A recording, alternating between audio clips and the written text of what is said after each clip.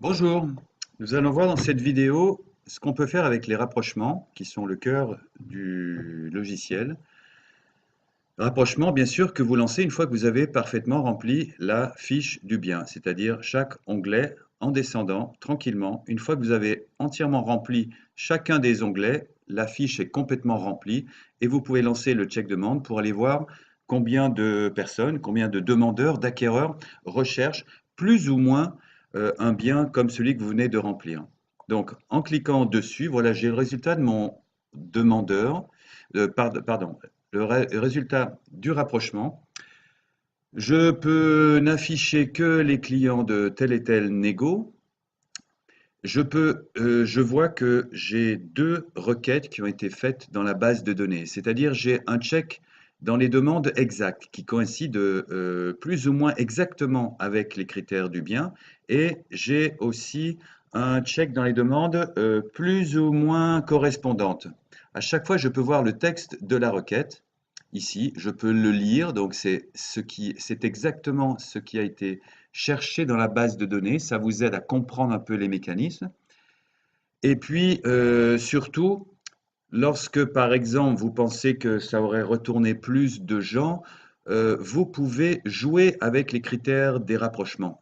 Donc, les critères des rapprochements sont indépendants pour chaque négo et ils sont aussi différents en fonction des appartements, des maisons ou des terrains. Donc voilà tous les critères sur lesquels vous pouvez jouer. Donc c'est vraiment plus ou moins le nombre de pièces, plus ou moins X chambres, pareil pour la surface habitable, le prix, et puis tous les critères qu'on peut utiliser ou pas. Donc il suffit de les décocher. On voit qu'en requête stricte, j'ai 1, 2, 3, 4, 5, 6, 6 critères qui sont utilisés. Et ici, j'en ai que 2 en requête souple. Donc, si j'ai trop de résultats en requête souple, il suffit que je dise non, je veux quand même ceux qui cherchent dans la ville et avec le nombre de pièces exact. Et par exemple, j'enregistre et je regarde les changements.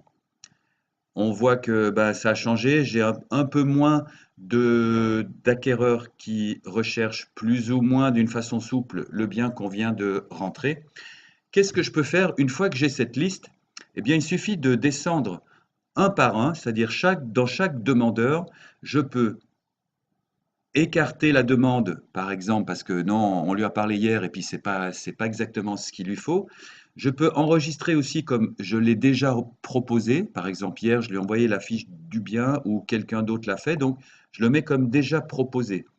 Sinon, je peux aussi, pour la demande de cette personne, enregistrer une action que je gère sous le menu demande administration, genre par exemple pour que dans la liste, je vois immédiatement si c'est à traiter rapidement, à relancer ou c'est un client de tel et tel négo. Tout ça, c'est vous qui le gérez.